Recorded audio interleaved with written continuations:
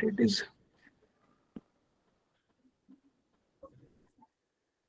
It's not acting. Actually, Okay, yeah. Yes, I found out it. Okay, fine. Can you see the screen? yes, sir, visible. It's Visible. it's Screen is yeah. visible. Okay, good. That's fine. Yeah. Fine. Okay. Uh, just wait. I will close my video so that it will be more visible. Okay. Sir, you just clicked on the hide button there. Yeah. And then here. And then you Okay. can switch off your camera. Second option, sir. Your camera is on. Into the Google Meet. Now you can switch off your camera. Yeah, from here. Yeah. Right. Yes. Yes. Now Okay, you can fine. go ahead, sir. Yes. Okay, fine.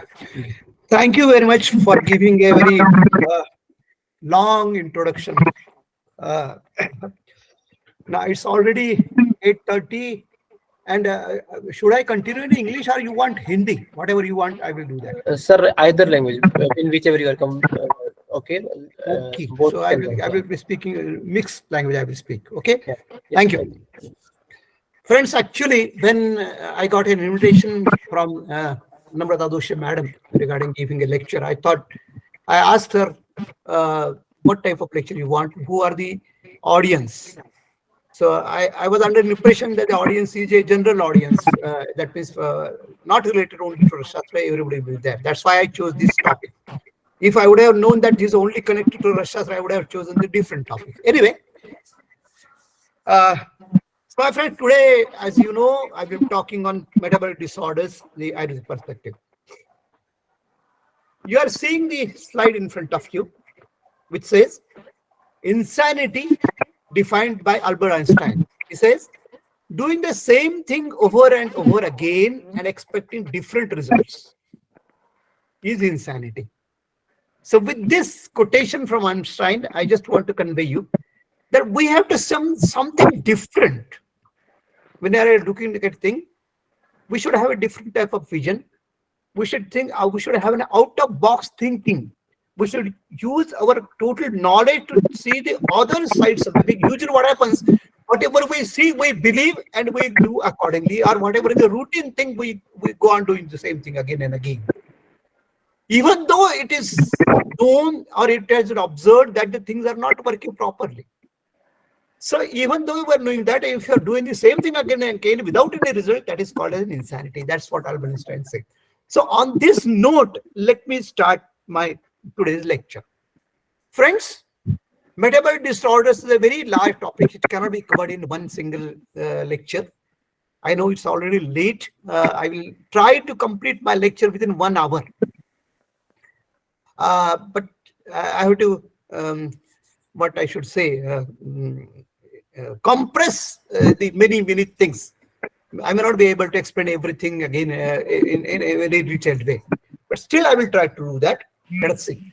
So, metabolic disorders, particularly in the perspective, of course, what I will be speaking, although I will be speaking, taking a help of many biochemistry findings and all those things, but still the context will be with reference to Ayurveda. So we will never forget that we are talking about Ayurveda, even though this some biochemistry things will come up, but still they are connected with the Ayurveda. Because unless we know exactly, we have so many tools. One thing we should remember, that the tools which are being used today, they are not related to one particular system. They can be used by everybody. For example, you are taking radiology can be used by everybody. Biochemistry can be used by everybody. Like that. So we have to take the help of this. Unless we take the help of these things, we will not understand many things. We know that एकम शास्त्र मधियानो विविध शास्त्र को आपको मालूम होना चाहिए. तो उस दृष्टि से हमें सब देखना चाहिए. तो let us see now what it is. Metabolic disorder itself, the term itself is not an Ayurvedic term. It's a modern medicine term. How do we look at this particular disorder? Let us see. Basically, to understand metabolic disorders, we know that it's a conditions affecting any aspect of metabolism. Any aspect of metabolism. Now, what is metabolism?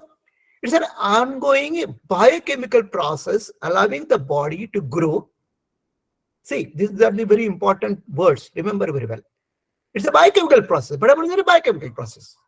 Now, what it comprises of? Allowing the body to grow, to reproduce, repair the damage, and respond to the environment. Because environment is continuously changing. हम कहते हैं ना कि भाई ऋतु के अनुसार हमारे शरीर का रिस्पॉन्स भी बदलते रहता है. हमारा शरीर वृद्धि होती है, शरीर की वृद्धि होती है, शरीर उत्पादन करता है, कुछ नुकसान हुआ तो उसको रिपेयर करता है, और it responds to the environment around us. So this, all these things come, when they come together, it is known as metabolism. So this metabolism, now this metabolism generally, grossly it comprises of two very important things, important activities. What are those activities? One is catabolism and second is anabolism. So in the perspective of Ayurveda, we will say catabolism is related to apatarpan, whereas anabolism is related to santarpan. Because what is catabolism? Catabolism is breaking of larger molecules into smaller ones and for producing energy. This catabolism is also an object. Every action inside our body is related to, I choose one particular function. So what is the object? Object is to produce energy. So energy cannot be produced unless you break something. So breaking the larger molecules into smaller ones, which produce the energy, this is known as apatarpana, or depletion, or catabolism. Whereas anabolism, what is anabolism? Anabolism is consumption of this energy. Energy is produced. By breaking the food particles, energy is produced. Now this produced energy is to be utilized. So this consumption of energy, for what? For building new cells in the body. For building new cells. नए धातु बनाने हैं, नए पेशी बनानी है हमारे शरीर में, उसके लिए एनर्जी लगती है. So that energy is received, taken from this produced energy, is utilized for that. For building new cells. Another is for maintaining the body tissue. Body tissue को maintain करने के लिए भी लगती है, और एनर्जी स्टोर करनी भी पड़ती है कि जब हमें बाहर से कुछ नहीं मिलता है तो अंदर जो स्टोर की होती है एनर्जी, उसको यूटिलाइज करना पड़ता है. तो it is whole process anabolism. This is known as santarpana. उसके हम कहते हैं संतर्पण. Repletion, we can say depletion and repletion. Depletion is reduction, repletion is growth. You are providing something. And the balance between anabolism and catabolism, santarpana apatarpan, is dhatu samya. It's a very important word. See, every term in Ayurveda which is used is very, very cautiously used, and it has a specific meaning. Just we have to understand the exact meaning of that particular term. We can't use these terms very loosely. And unfortunately, people talk about many other terms very loosely without understanding the exact meaning of that particular. You can take the example of simple doshas. We don't understand. We just very loosely use it. But dhatu, what is also? There is a balance between the things. Balance between the santarpana and apatarpana. Because we are talking about metabolism, that's why I'm saying the balance between santarpana and apatarpana is dhatu samya. Balance between anabolism and catabolism is dhatu samya. It is with that is dhatu samya disturbed in the equilibrium there, you will get the disease. Like that. So this is very important that we should know that what is dhatu samya. Now, let's come back again how this happens. The quotation from Taittiriya Upanishad. It is what says? Prithvivya aushadayaha. Aushadibhyo annam annat purushaha. Very aptly it has been described how the metabolism occurs. Very aptly described. Now, Prithvi, it gives edible material. Oshadhi means it's not aushadhi, it is oshadhi. Oshadhi means any edible material which is required for our body. So that material, raw material it is giving. Now this oshadhi, from this oshadhi, that means vanaspati or what material, mineral material, whatever you are getting, they produce anna. Anna, that is food. Food is getting. And this food gives rise to physical body, that is purusha. Living body, purusha. So this whole process comes under ahara parinamana. A very apt word is used, which is known as ahara parinamana. The whole process converting prithvi to edible material to food, and food utilized for physical body. This is ahara parinaman process. particularly when we say ahar, the ahar is received from food. That's why food to physical body, this is known as ahar parinama. So before the food comes to the Purusha physical body, it has gone, it is coming from Prithvi to Aushadhi, Oshadhi to Anna, and Anna is coming to the Purusha, that is known as Ahar Parinama. So this whole process is known as, it can be referred as metabolism. Now, what is Ahar Parinaman? It is very important to know. We should know Parinaman. Parinaman is a very important Parinaman transformation. It is a transformation. That's why they say Parinamatastu परिणमतः आहारस्य गुणाः शरीर गुण भावम आपद्यन्ते.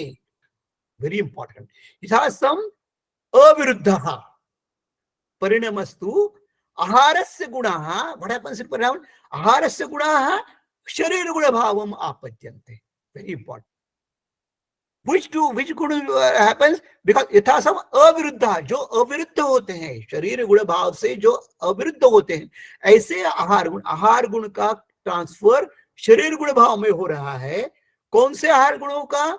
जो अविरुद्ध है, शरीर गुण भाव से जो अविरुद्ध है, उसका केवल परिणमन होने वाला है, ट्रांसफर होने वाला है. विरुद्ध गुण का क्या होगा? विरुद्धाश्च विहन्युः विहिताश्च विरोधिभिः शरीरम. So characteristics of food material are transferred to characteristics of body tissue as a result of digestion and metabolism. This is parinamana. Digestion is parinamana. So how will it happen? Uniformity builds the body tissue. Uniform रहते हैं, सम रहते हैं उसे. वृद्धि समान ही सर्वेषां. So वृद्धि की चीजें समान गुण से होती है. The uniformity builds the body tissue, where the antagonism depletes the body tissue. विरुद्ध जो है. Important. So this food is transferred to Purusha living body mass, which how the samaguna say, saman guna say, vriddhi samana hi sarvesha. This is very important. Now, in this case, how does it happen? Parinamata iti vartamana nirdeshena. In vartaman mein kya hai? What is parinamana? How does it? Particularly in case of this one, vriddhi varsha. Yo yatha yatha ahara anshah parinamate. How does it happen? Very important. See, very aptly described. Every action in you remember, we should know that in Ayurveda everything has been described. The only thing is that we don't understand it. We don't interpret appropriately because we do not know the context. That's why we miss the context and we try to read Ayurveda very superficially. So superficial, see, you won't understand anything if you are looking at the Ayurveda text very superficially. You have to know the intricacies. That's very important to go to read the commentaries. The commentaries are most important. They are trying to, they try to explain each and everything. And you can't take out a particular shloka out of the context and translate it, interpret it. No, you can't do that.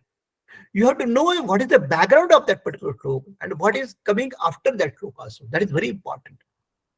So this is what Parinaman they are very nicely explained. Yo yatha yatha aharaංශः परिणमते स तथा तथा शरीर गुण रूपताम याति. जैसे जैसे आहार अंश का ट्रांसफर होता है वैसा वैसा उसको शरीर गुण में कन्वर्ट होता है. वो आहार अंश जो है शरीर गुणों में कन्वर्ट हो रहा है. जैसे जैसे होगा, एकदम से पूरा नहीं होगा. Very important thing is that आहार तो हम पूरा ले रहे हैं. न कृष्ण आहार परिणामम अपेक्षित दर्शयति. सी पूरा आहार ले रहे, पूरा का पूरा निबंध नहीं होने वाला है. वो पूरा का पूरा कन्वर्ट नहीं होने वाला है. पूरे का पूरे शरीर गुण में नहीं कन्वर्ट होने वाला है. Not all, but part of the food digestion metabolism into respective body tissue. बाकी जो नहीं हो रहा है कन्वर्ट, उसका क्या होगा? वो तो मल करके निकल जाएगा. तो इसलिए वो स्पष्ट कहते हैं, शुरुआत में कहते हैं न कृष्ण आहार परिणामम अपेक्षित दर्शयति. पूरा के पूरा आहार का परिणाम नहीं होगा, डाइजेशन होगा नहीं होगा, जो डाइजेस्ट नहीं होगा वो चला जाएगा, निकल जाएगा मल करके. This is very important. So the परिणाम का वर्णन उन्होंने इतना ब्यूटीफुल किया है कि we have to understand. Now कैसे किसका परिणाम होगा और कैसे कैसे होगा, वो क्या कहते हैं? ये आहार गुणा यस्मिन, यानी किस परिणाम की कौन से आहार भाव से कौन सा शरीर का भाव उत्पन्न होगा, ये भी वो बताते हैं. It's very important my friends. हमने पहले कहा ना वृद्धि समान ही सर्वेशम. उस प्रिंसिपल का यहाँ पर उपयोग किया गया है। ये आहार गुण यस्मिन् शरीर गुण अविरुद्ध, जो आहार गुण शरीर के गुण से अविरुद्ध है, एव तद रूपता में आती, उसका रूप मिल जाएगा। For example they are saying यथा आहार से कठिनो भागो, फॉर एग्जाम्पल मांस अस्त्यादि कठिन भाग पोषको भवति। आहार का जो कठिन भाग होता है वो शरीर के कठिन भाग में परिवर्तित होता है। कौन से कठिन भाग है? जो मांस है, अस्थि है, ये सारे कठिन भाग है उसमें। वह द्रवांश होता है, द्रवांशस्तु शोणितादि रूपो भवति इत्यादि। देखिए such a beautiful description it is, इतना बारीकी से और इतने सिंपल लैंग्वेज में एक्सप्लेनेशन किया है, कोई कॉम्प्लिकेशन नहीं, very plain, anybody can understand it provided he reads it very carefully. Very important. So part hard in consistency nourishes muscles and bone tissue also hard in consistency. Whereas liquids nourish blood and other body constituent liquid consistency. देखिए मेरे पूरे lecture में आपको कितना बारीकी से देखा गया, मैं आपको ये तो बहुत सुपरफिशियल हो रहा है, आगे अगर आपको पता चलेगा कि बायोकेमिस्ट्री के प्रिंसिपल्स किस प्रकार से आयुर्वेद ने यूज किए हैं। मैं हमेशा कहता हूं कि हिप्पोक्रेटिस की जो इसकी कल्पना, ह्यूमर्स की जो कल्पना है ना, वो चरक से आई है, आयुर्वेद से आई है, पर उसको दोषों से आई है, पर उसको दोष समझे ही नहीं। The problem is that he did not understand what are doshas. दोष को वो समझा ही नहीं, दोष को उसने सब्सटेंस मानकर कर लिया, और वो भी वो उसको समझे नहीं। वो क्या गए हिप्पोक्रेटिस के बेसिकली ह्यूमर जो शब्द जो हिप्पोक्रेटिस यूज किया है वही गलत है। ह्यूमर जानते हैं आप? ह्यूमर का मतलब बहुत सारे हमारे आयुर्वेद के विद्वान है, बहुत सारे वो भी यूज करते हैं, दोषों को ट्रांसलेट करते हैं ह्यूमर करके। Humour is totally different. Humour का ऑक्सफोर्ड डिक्शनरी का मीनिंग है नेचुरल फ्लूइड्स। आप लोगों को पता होगा कि जब अब आइस में फ्लूइड होता है, ह्यूमर्स होते हैं, कौन से? विट्रियस ह्यूमर, एक्वियस ह्यूमर, उसको कहते हैं ह्यूमर। फ्लूइड है, वो लिक्विड है। दोष सारे लिक्विड है क्या माय फ्रेंड्स? दोष लिक्विड नहीं है। आज अब लेके बच्चों ज्यादा ज्यादा पित्त और कफ को हो सकता है, कफ भी पूरा लिक्विड है नहीं एक्चुअली। पित्त को भी जो रुक्ष पित्त है वो क्या है? अग्नि। वो क्या अग्नि की ये है क्या? लिक्विड है क्या? उसको समझा ही नहीं था, इसलिए उन्होंने क्या किया? कौन से 4 ह्यूमर्स उसने बताए? पता है आपको उसने कौन से ह्यूमर से? उसके है ब्लड, पहला उन्होंने बताया उसका ह्यूमर, ब्लड ह्यूमर बताया उसने। फिर ब्लैक बाइल और येलो बाइल बताया, और चौथा बताया फ्लेम यानी कफ। उसको पित्त और कफ, पित्त को उसने दो ब्लैक पित्त होता है क्या कभी? ब्लैक बाइल कौन सा है? ब्लैक बाइल शरीर में कहाँ नजर आया? मुझे समझ नहीं आता है। उसको कहाँ दिखा? हिप्पोक्रेटिस को फादर ऑफ मॉडर्न मेडिसिन कहते हैं उसको, और उसका पूरा उसने हमारे आयुर्वेद से लिया है जो भी है, और वो भी उसका समझा नहीं।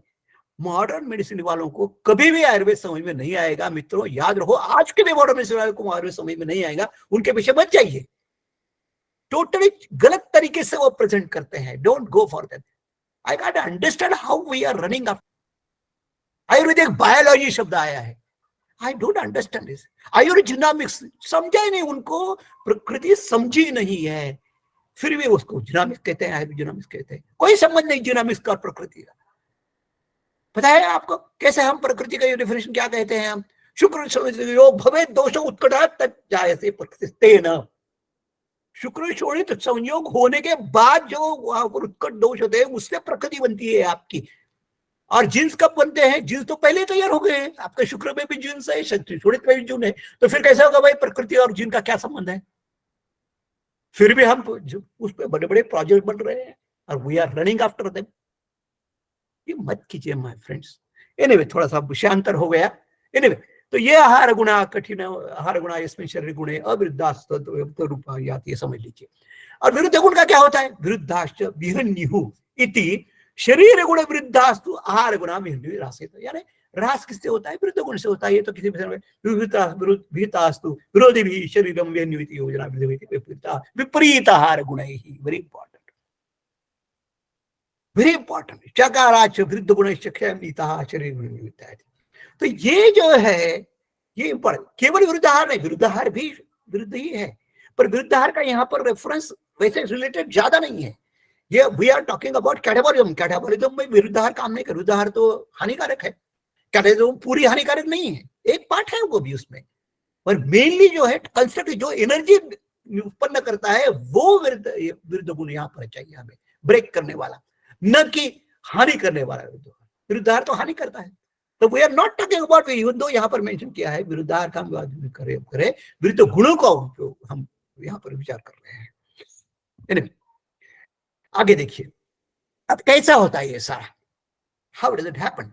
आहार परिणामे आहार्य धान्य फलादीना पूर्व स्वरूप नश्यति। देखिए कितना, देखिए आप अगर हर एक शब्द को ठीक से पढ़ेंगे, थोड़ा संस्कृत का नॉलेज आपको, संस्कृत मैं तो कहूंगा संस्कृत से भी आपको ना, इवन हिंदी भी आपको ठीक से आती होगी, और उसका अगर आपको संधि वगैरह करने को आता होगा तो ये बहुत मुश्किल काम नहीं है।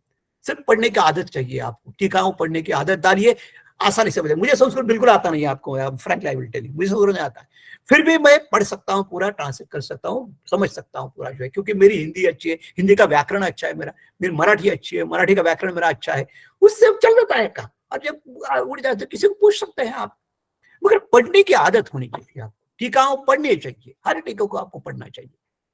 जब तक आप पढ़ेंगे नहीं आगे का पीछे का, तब तक उठाया लोग कहीं का हिंदी ट्रांसलेशन पढ़ लिया, अंग्रेजी ट्रांसलेशन पढ़ लिया, मराठी ट्रांसलेशन पढ़ लिया और हो गया आयुर्वेद का, ऐसा नहीं होगा। मैं गलत बात है, आपको ओरिजिनल पढ़ना चाहिए। ये हमारा आयुर्वेद का सबसे नुकसान पता है आपको, इसलिए ये ट्रांसलेशन से हुआ है, सारा पूरा नुकसान हुआ है हमारा। समझ लीजिए आप, गलत ट्रांसलेशन का प्रॉब्लम है। बड़े बड़े विद्वान में देखे, मैंने बहुत जगह पर काम किया है, एपीसी में कई बार हमारे डिस्कशन होते थे, समझ नहीं आता इन लोगों को क्या कह रहे हैं उसके। This is very important my friend, you have to understand. और रेफरल कंटेक्स्ट अगर मैं मानूंगा तो इतनी गलतियां हो जाती कि कुछ पूछिए मत। तो एनीवे, आहार परिणामे आहार्य धान्य फलादीनां पूर्ण स्वरूपम नश्यति अपरम च उत्पद्यते आहार रसादि रूपम। क्या उत्पन्न होता है? आहार धान्य फल पूर्ण स्वरूप नश्य, आहार रसादि रूप उत्पन्न होता है। आहार परिणाम किससे होगा? अग्निकर्मणा संपद्यते। आहार परिणाम किससे होगा? आहार का परिणाम किससे होगा? अग्निकर्म से होगा। अग्निकर्मणा संपद्यते। परिणित शब्द यहाँ पर किसके लिए उपयोग है? परिणित शब्द पचनार्थत्वेन अपि उपयुज्यते। यहाँ पर परिणित का शब्द केवल ट्रांसफॉर्मेशन नहीं है, यहाँ पर पाचन अपेक्षित है, पचनार्थम उपयुज्यते।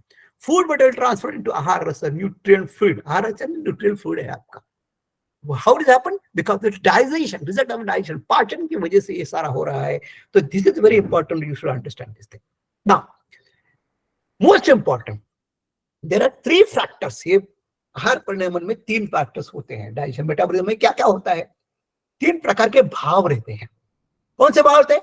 शरीर वृद्धि कर भाव, बल वृद्धि कर भाव और आहार परिणाम कर भाव। वेरी इंपॉर्टेंट मेटाबॉलिज्म में ये 3 भावों को समझना बहुत जरूरी है। तीनों भावों को मालूम होना चाहिए आपको। Factors involve in the growth of the body, हमने देखा था मेटाबॉलिज्म में, देखा था ग्रोथ देखी थी हमने। स्ट्रेंथनिंग द बॉडी, एनर्जी के लिए देखा था। और factors happening digestion and metabolism. So तीनों फैक्टर बहुत इंपॉर्टेंट है। तीनों फैक्टर्स को ठीक से समझना चाहिए आपको। शरीर वृद्धि का भार कौन सा है? काल योग, स्वभाव संसिद्धि, आहार सौठम अज्ञातश्चेति। व्हाट इज काल योग? देशे जन्म बलवत् पुरुषे काले च सुखश्च काल योग। काल योग कहते हैं उसको। देश बल, जन्म बल, इससे पुरुष का बल उत्पन्न आ जाए। काल, जो काल है उसका उस होता है, काल योग है वो। बीज गोत्र क्षेत्र गुण संपच्च, आहार संपच्च, शरीर संपच्च, सात्व संपच्च, सत संपच्च, स्वभाव संसिद्धि। ये सारे देखिए किस किसके संपत्ति चाहिए तब शरीर की वृद्धि ठीक होगी। बीज क्षेत्र गुण, यानी जहां पर आपका जन्म होते समय जो बीज क्षेत्र है वो ठीक होना चाहिए, संपन्न होना चाहिए। आहार संपन्न वाले जिसको हम ले रहे हैं वो शरीर का संपत्ति से डिपेंड है। सात्व संपत्ति, ये सारे संपत्ति होने चाहिए। संपत्ति यानी क्या है कि पूरा गुण उसमें आने चाहिए। They should be endowed with complete qualities, good qualities. जिससे शरीर वृद्धि तय होती है वो सारे शरीर वृद्धि कर भाव है। वैसे बल वृद्धि कर भाव कौन सा? यौवन चक्रम। बल वृद्धि कर भाव ये आपको बनाने पड़ते हैं ज्यादा से ज्यादा। ये जो मिल रहा है आपको उससे आपको बल बना पड़े। फर्क है, यौवन में बल वृद्धि बहुत ज्यादा होती है। आपके जो कर्म करते, व्यायाम करते हैं, आनंद होता है आपको, तो उसकी बल वृद्धि होती है। तो यार बल वृद्धि कर भाव। और तीसरे है आहार परिणाम कर भाव, फैक्टर्स हैपनिंग डाइजेशन। वो कौन से हैं? उष्मा, वायु, क्लेधा, स्नेह, काला, संयोग, चेति। Very important. अब ये कैसे देखना चाहिए इसको? बायोकेमिकल नजरिए से कैसे देखना है? देखिए हम आहार पढ़ेकर भाव को ज्यादा ध्यान देंगे क्योंकि हमारा वो विषय है आज का। कौन कौन से हैं? उष्मा, वायु, क्लेदा, स्नेह, काला, इनका सार का संयोग होना चाहिए। व्हाट इज उष्मा? उष्मा इज हीट, डायरेक्ट से हीट करते हैं। वो क्या है, यहाँ पर क्या कंसर्न है, उसको उष्मा का अर्थ क्या होता है? अग्निरेव शरीरे पित्तानगताः पित्तांतर्गताः तत्र पक्वामाशय मध्यगम। ये पक्वाशय और आमाशय के मध्य में जो रहता है वहां पर लोकेटेड है, ये उष्मा है, अग्नि है। ये इसे कहते हैं हम जाठराग्नि इस नाम से जानते हैं, जिसको हम कहते हैं principal digestive faculty. I always refer it as principal digestive faculty. सारे डाइजेस्टिव एंजाइम से, ये एक नहीं है, ये सारे मिलकर बनती है, वो फैकल्टी है। यू अंडरस्टैंड फैकल्टी, आपकी बीएचयू में फैकल्टी का आयुर्वेद है, फैकल्टी में सारे आ गए आपको। आपने कहा आपकी अपने फॉर्म में भी देखा, गोल होना, आपने फैकल्टी देखा है। फैकल्टी यानी एक्सपर्टाइज तो है ही, मगर फैकल्टी का ग्रॉस मीनिंग जो है, रियल मीनिंग जो फैकल्टी यानी सारे आपके पास फंक्शंस ये कैसे आ रहे हैं, वो फैकल्टी है। अनेक पार्ट्स होते हैं उसमें, तो सारे एंजाइम्स मिलकर सारे डाइजेस्टिव फैकल्टी बनती है। I always say digestive faculty, पूरे अग्नि का मतलब है डाइजेस्टिव फैकल्टी पूरी। तो ये पर्टिकुलर जाठराग्नि जो है वो कहां पर? प्रिंसिपल डाइजेस्टिव फैकल्टी है, वो कहां पर है? विशेषण पक्व आमाशय मध्यस्थम पित्तम, वहां पर बैठी है। और इसका वेरी इंपॉर्टेंट है, देखिए वो क्या कहते हैं, क्या करती है? चतुर्विधम अन्नपानम पचती विवेचयति चतुर्षमूत्र समूत्र पुरुषानि, ये सारा पाचन में आ गया। तस्मिन् पित्ते पाचको अग्नि संज्ञा, इसको पाचक अग्नि कहते हैं। पाचक अग्नि के जो पांच पित्त के जो पांच प्रकार, उसमें पाचक पित्त जो है वो ये है। तो this we have to understand very nicely, very correctly ना। उष्मा हो गया, अब वायु क्या है? वहां पर वायु जो बताया, हम जनरली समान वायु कहते हैं। वहां पर जो है अग्नि में पचन में वाला समान वायु जनरली लेता है। तो वो कौन सा है, वो क्या करता है? इट इज वायु यानी, एक देखिए मैं आपको एक मेरा कंसेप्ट बताता हूँ दोषों के बारे में। 3 जो दोष वायु पित्त कहते हैं, they are not exactly the entities. उन्होंने क्या क्या ग्रुप किया है हमारे शरीर में, जो विभिन्न एक्टिविटीज होती है, बहुत सारी एक्टिविटीज होती है, उन एक्टिविटीज को 3 ग्रुप्स में, 3 क्रॉस एक्टिविटीज में ग्रुप क्लास कर दिया उसको। एक है सारे मूवमेंट्स, एक्शन जो होती है, स्टिमुलेशन होता है, जो होता है वो सारे एक जगह लगे, उसको वायु के ग्रुप में डाल दिया। जहां पर भी लिक्विड्स है या ऐसे उसकी बैलेंस करना है, स्टेबिलिटी देनी है, उसको उन्हें कफ में कर दिया। और पित्त जहां पर हीट और डाइजेशन वगैरह है, उसको उन्हें पित्त में कर दिया। हीट से रिलेटेड जो भी है, टेम्परेचर रेगुलेशन है जो, उसको, ये सारे एक्टिविटीज का ग्रुप है ये, न कि एक आपको we can't take it out from ऐसे। तो इसको इस दृष्टि से देखना चाहिए। मैं ऐसे हमेशा कहता हूँ, what are dosha? Dosha is the physiological regulators of the body. ये बॉडी की फिजियोलॉजी को रेगुलेट करते हैं, दे आर रेगुलेटर्स। ये कोई एक नहीं है। कौन सी फिजियोलॉजी है? इसके अंदर आप मूवमेंट और एक्शन में अनेक एक्शंस आएंगी। वैसे मॉइस्चर या वाटर बैलेंसिंग जो है उसमें भी बहुत सारे आएगी, वैसे हीट में भी रेगुलेशन में भी बहुत सारे फैक्टर्स आएंगे। उनको ग्रुप किया है उन्होंने, तो रेगुलेशन करना ही उनका है, इसलिए कहता है। यहाँ पर रिलेटेड जो है, तो पेरिस्टाल्टिक मूवमेंट जो होती है, pushing the food forward push करना पड़ता है ना कंटिन्यूअसली, ये काम किसका है? तो ये वायु का काम है। तो क्लेथ कहां से है? मॉइस्चर, वाटर है, पानी रहता है। म्यूसिन जो होता है, जो secretions inside the western tract, हाइड्रोल सीक्रेटेड इन द स्टमक। ये तो वहां से शुरू हो गया। कहां से शुरू होता है? बिल्कुल आपके ओरल कैविटी से, वहां से शेषमा रसबोधन बोधन स्वास्थ्य यस्तु आमाशय से होता है। क्लेदक आसो अन्न संघात क्लेदक, क्लेदक कफ है, बोधक कफ है, ये सारे कफ वहां पर आ गए। क्लेद, सो उष्मा वायु क्लेदा, ये आ गया। आगे देखिए, स्नेह। स्नेह कौन सा है? अन्नगत स्नेह की बात कर रहे हैं वो। अन्नगत स्नेह, डाइट लिपिड्स हम जो लेते हैं उसमें स्नेह रहता है शरीर में, तो अन्न में, फूड में रहता है। और काल इति पाक कालो, ये वेरी इंपॉर्टेंट। देखिए पाक काल कितना होना चाहिए, इन्होंने कितना क्लियर बताया। देखिए हम लोग देखते नहीं है प्रॉब्लम ऐसे। फूड डाइजेशन के लिए टाइम कितना लगना चाहिए? कोई भी चीज आप अंदर लेते हो तो कितना लेते? वो कहते हैं यामश्चतुर्भी द्वाभ्याम च भोज्य भैषजयोः समय। भोजन किया हुआ फूड और ड्रग दोनों को एक जैसा समय लगता है। कितना लगता है?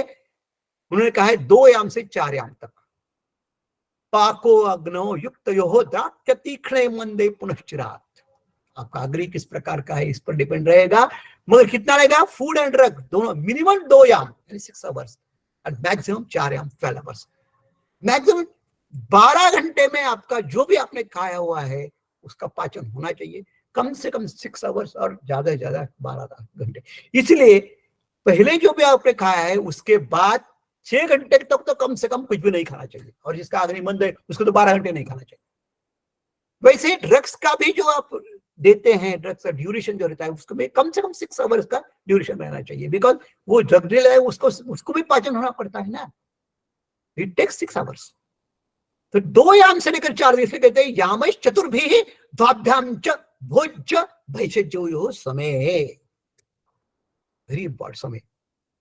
तो ये काल जो है this is very important with reference to digestion of metabolism. So हमने देखा उष्मा, वायु, स्नेह, काल, ये हमने सब देखा इसमें फैक्टर्स। नाउ अग्नि की ओर आते हैं हम अभी, क्योंकि वही इंपॉर्टेंट सबसे है। डाइजेस्टिव की बात कर रहे थे, पाचक अग्नि की बात कर रहे थे, डायस्ट्राग्नि प्रिंसिपल डाइजेस्टिव फैक्टर की बात कर रहे थे। I always use this certain terms, मैंने खुद यूज करता हूं हमेशा। टाइप्स ऑफ अग्नि एंड लोकेशन और एक्शन हम देखते हैं। हमारे में जाठराग्नि, भूताग्नि और धात्वग्नि। देखिए इनको समझना बहुत जरूरी है। रिसेप्टर थ्योरीज वगैरह जो है ना वो सारी इसमें फिट होती है, वही है उसी में, दूसरा कुछ नहीं। लैंग्वेज थोड़ी अलग है, वहां पर अंग्रेजी नहीं बोलते, वो नहीं समझ यूज करते, और वो ग्रास के बजाय उन्होंने कहते हैं ना कि हमने जो भी कहा है वो एक सामान्य बुद्धि के लिए पर्याप्त है, परंतु जिसकी बुद्धि अधिक है उसको तो अधिक और अंदर जाकर देखना चाहिए क्या है, उसका थोड़ा ज्यादा देखना चाहिए। तो ये देखनी जरूरी है। तो जाठराग्नि, भूताग्नि और धात्वग्नि कैसे होते हैं, क्या करते हैं, देखते हैं। जाठराग्नि की पूछना हमने देखा, पक्व आमाशय मध्यतम जनरली ड्यूरेशन में आता है। उसका काम क्या है, to initiate the digestion, purported digestion शुरू करने की बात ही जाठराग्नि से होती है। इसीलिए उसको वायु की जरूरत है, वायु एक्शन शुरू करता है ना, कभी भी समान वायु का काम रहता है, वो अंतिक संदुक्षण करना अग्नि का काम है वो, तो वो हो जाएगा।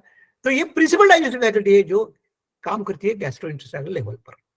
भूताग्नि क्या है, ऑफकोर्स महाभूत है, मॉलिक्यूलर लेवल पर काम करेगा, न्यूट्रिएंट लेवल, जैसे हर एक अग्नि का लेवल ऑफ एक्शन जो है ना अलग अलग है।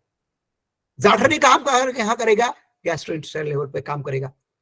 भूताग्नि कहाँ करेगा, molecular level, in the food material as well as nutrient level also, यानी धातु के लेवल पर सूक्ष्म सेल तक जाएगा भूताग्नि। वैसे धात्वाग्नि जो है वो टिश्यू लेवल पर काम करेगा। तो भूताग्नि केवल अन्न में होता है ऐसा नहीं, आपके शरीर में सब तरफ है भूताग्नि ना, सभी तरफ भूत है। एवरी कितना भी छोटा छोटा पाने को उसमें भी पंचमहाभूत है, तो वहां भी पंचमहाभूताग्नि होगा।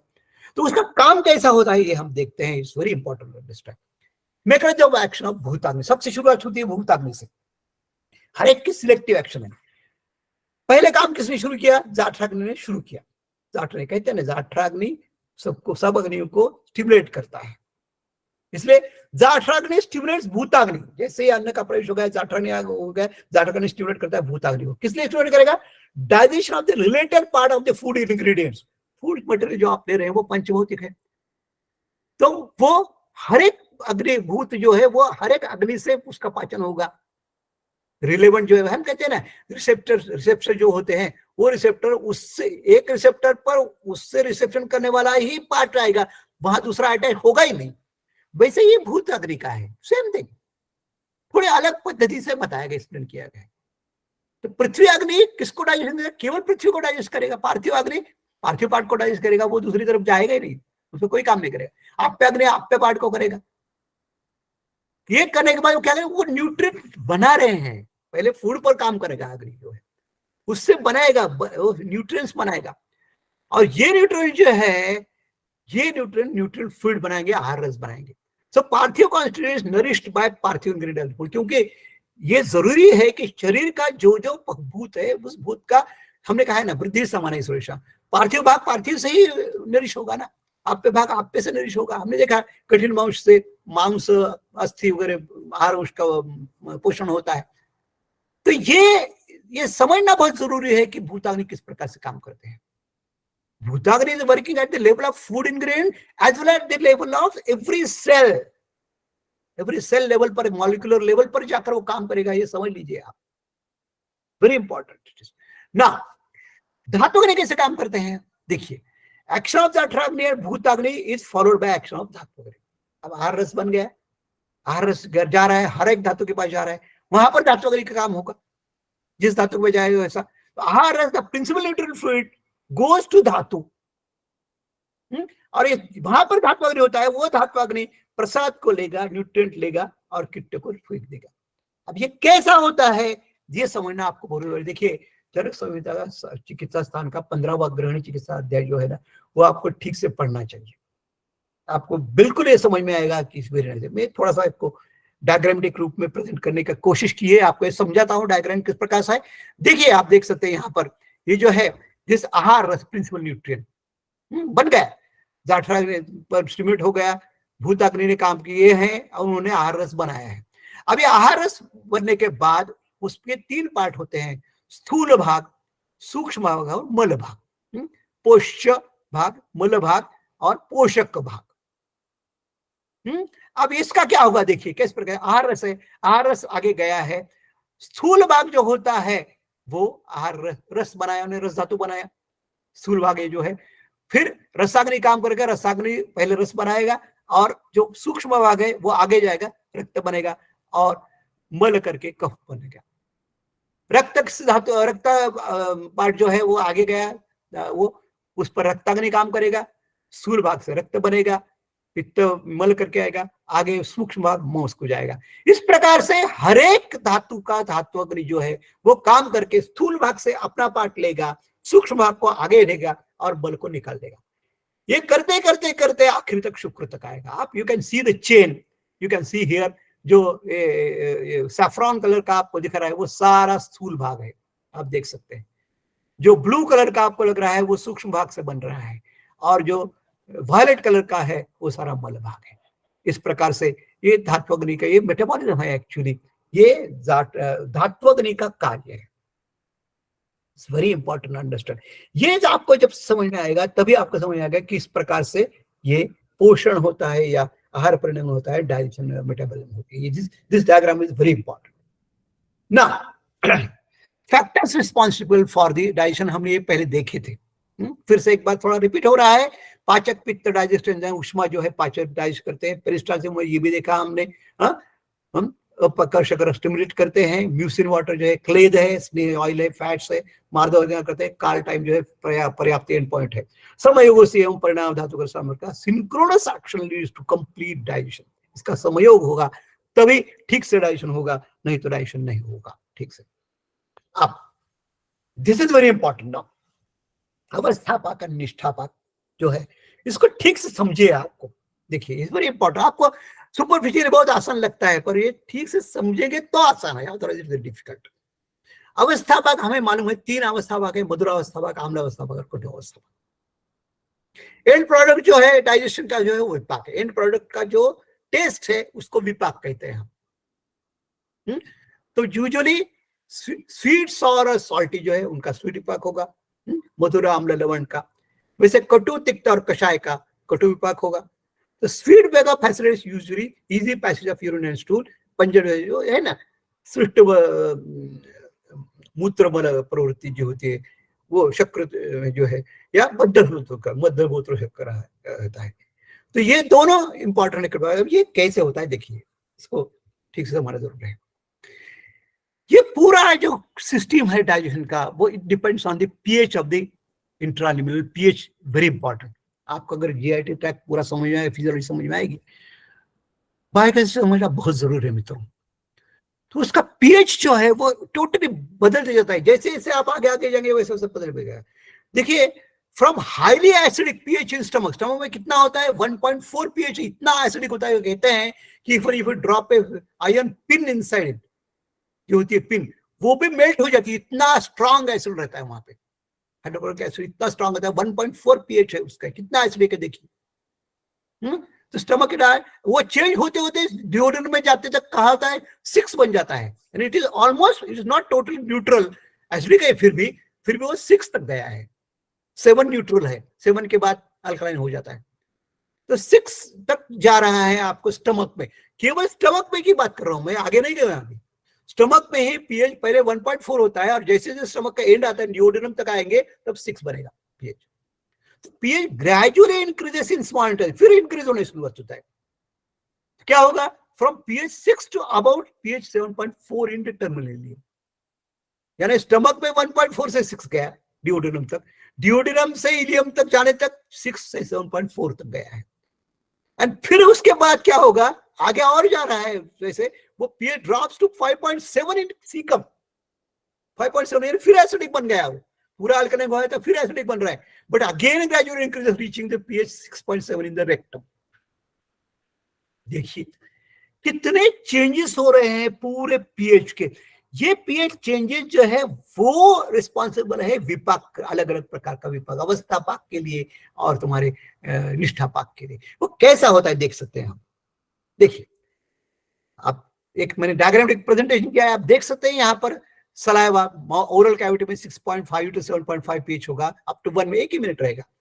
फिर अपर स्टमक में 4 to 6.56 से 30 आधा से 30 मिनट से 60 मिनट तक यहाँ पर रहता है। फिर लोअर स्टमक में और आगे 1.5 to 4 से 1 से 3 घंटे तक वहां पर रहेगा। ड्यूरेनम में 7 है, ये जो है ये आप अगर देखेंगे तो ये अलग अलग मधुरावस्था पाक का ये पार्ट है, फिर अमलावस्था का पार्ट, कटुअवस्था पाक, निष्ठावस्था पाक, इस प्रकार से ये पाक की अवस्थाएं pH के हिसाब से चल रही है, बदल रही है। इसको और थोड़ा सा एक्सप्लेन मैं करता हूं आगे के इसमें, देख सकते हैं वेरी इंटरेस्टिंग। ये डायग्राम बहुत इंपॉर्टेंट है, this you have to understand very nicely, correctly understand करो इसको। pH ऑफ द निष्ठा यू कैन सी हियर, देखिए ओरल कैविटी में 6 to 7.5 6.8 से 7.5 तक है, स्टमक में 1.5 to 2 है, latter part of the stomach, lower part of the stomach 5.6 to 8 है। यहां पर मुद्रावस्था पाक हो रहा है। अब पहले आप पाक देखते हैं हम, यहाँ पर मुद्रावस्था पाक है, यहाँ पर आगे जाकर वो इंटेस्टाइन में आ गया है, ड्यूडेनम में आ गया है, वहां पर आम्लावस्था पाक हो रहा है। मैं ये बाद में एक्सप्लेन करता हूं, पहले आप पाक की अवस्थाएं समझ लीजिए। और यहाँ पर कटुअवस्था पाक कहां पर आ गए, ये सीकम यहाँ पर नीचे आ रहा है, लार्ज इंटेस्टाइन इलियम में आ रहा है, इलियम में आपका कटुअवस्था पाक आ रहा है, आगे जाकर वो लार्ज इंटेस्टाइन में आने वाला है। pH कितना है यहाँ पर, पहले अम्लावस्था पाक का pH था जो है वो कम आपका 5.8 तक था, फिर वो आगे जाके कटुअवस्था पाक में 7.2 to 7.5 हो गया है, और फिर आगे जाकर कोलोन में और कम हो जाएगा, जहां पर आपका निष्ठा पाक हो रहा है 7.9 to 8.5। देख लीजिए अल्कलाइन कहां से कैसे कैसे अवस्था पाक। अब इसमें सबसे इंपॉर्टेंट बात यह है, ये जो सारे अवस्था पाक है ना, जो रस बन रहे हैं, ये रस बहुत इंपॉर्टेंट है। ये अलग अलग टेस्ट रिसेप्टर को स्टिमुलेट करते हैं। ये टेस्ट मैंने यहाँ पर दिखाया है, शायद आपको अभी आपको समझ में आएगा, वो मैं पूरा एक्सप्लेन करने वाला हूँ। यहाँ पर जस्ट एक थोड़े समय के लिए आप नहीं भी समझे तो भी याद रखिए कि यहाँ पर मधुरावस्था पाक में स्वीट रिसेप्टर स्टिमुलेट होते हैं, T1R 2 और T1R3, ये, और बीटा टेस्ट T2R रिसेप्टर मैं एक्सप्लेन करने वाला हूँ बाद में। ये इतना याद रखिए, स्वीट टेस्ट रिसेप्टर और बीटा टेस्ट रिसेप्टर मधुरावस्था पाक में स्टिमुलेट हो रहे हैं, जिससे क्या होता है मधुरावस्था पाक में गैस्ट्रिक सिक्रेशंस होते हैं। कौन कौन से, पेप्टाइड्स है, पैंक्रेटिक सिक्रेशंस है, न्यूट्रन ट्रांसपोर्टर्स है, डाइजेशन है, एडिपोजेंस है, ये सारे काम किसके हैं, मधुर रस के स्वीट टेस्ट के काम है। स्वीट टेस्ट और बीटा टेस्ट के दोनों काम है, ये सारे काम इनके हैं, इसलिए मधुरावस्था पाक इंपॉर्टेंट है। आगे जब जाएगा अम्लावस्था पाक में आएंगे तो कौन से टेस्ट रिसेप्टर काम होंगे, स्टिमुलेट ओटोफ-1 नाम के रिसेप्टर है, जो अम्ल सौर टेस्ट रिसेप्टर है। इसका काम क्या होता है, ये सीरोटोनिन सिक्रेट करता है, उसका काम क्या है, गट मोटिलिटी एंड पेरिस्टाल्सिस, क्योंकि यहाँ पर डाइजेशन हो गया है पूरा आपका, ये सारे हो गए, ये सारे डाइजेस्टिव एंजाइम्स है, ये सीक्रेट हो गया, अब आगे ढेकलना है उसको, इसलिए काम करते गट मोटिलिटी। और ये काम किसका है, ये ओटोफ रिसेप्टर का है, अम्लावस्था पाक का है। तो ये जो है ये मेटाबॉलिक होम्योस्टेसिस करने वाले हैं सारे जो है। और कटु अवस्था में क्या होता है, कटु रस से क्या होगा, TRPA1 नाम का एक रिसेप्टर है, उसको स्टिमुलेट होता है, वो होगा, वो क्या करेगा, improves intestinal transit, modulate contraction of the ilium, आगे जाना है ना जो डाइजेशन हुआ है उसका, और वो कोलन तक जाएगा, और कोलन में आपका विपाक हो जाएगा, जो भी है विपाक हो 7.9 to 8.5 तक का pH रहेगा, वो जाएगा। अब ये रिसेप्टर्स का काम बहुत इंपॉर्टेंट है। ये रिसेप्टर आपको pH के ट्रांजिशन आपको समझ में आ गए किस प्रकार से होते हैं, और pH के हिसाब से अवस्था पाक किस कौन से पार्ट में, स्टमक के कौन से पार्ट में कौन सा अवस्था पाक हो रहा है, ये भी आपको समझ में आ गया। और ये आपको समझ में आएगा होगा कि ये सारे जो पाक है वो अपना अपना काम करते हैं, अपने अपने रिसेप्टर को स्टिमुलेट करते हैं, वो रिसेप्टर स्टिमुलेट होने से विशिष्ट प्रकार का काम होते रहता है। इतना भी आप समझेंगे तो वे हो सकता है।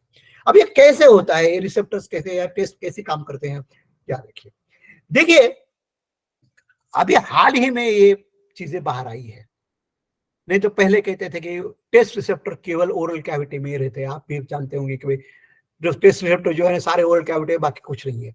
But now it has been accepted widely कि एक्स्ट्रा ओरल रिसेप्टर्स बहुत इंपॉर्टेंट है। देखिए टेस्ट रिसेप्टर सेल्स, TRCs कहते हैं। There are 4 morphological subtypes, which are they? Type 1, type 2, type 3 and type 4।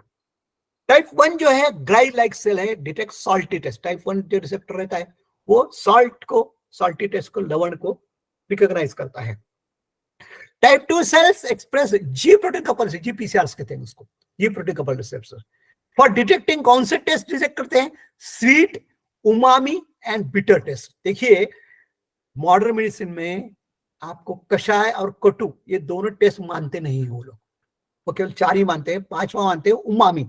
Umami का मतलब आप जानते हैं, उमामी जापानीज वर्ड है। उमामी का मतलब है फैटी टेस्ट, ऑयली टेस्ट, वो उमामी है। तो उसका रिसेप्टर रहते हैं। ये टाइप 2 सेल जो है वो स्वीट टेस्ट को रिकॉग्नाइज करेगा, उमामी को रिसेप्टर करेगा और बिटर टेस्ट को भी रिकॉग्नाइज करेगा, GPCR, जी protein couple receptors, very important. उसमें स्वीट और बिटर भी अलग अलग है।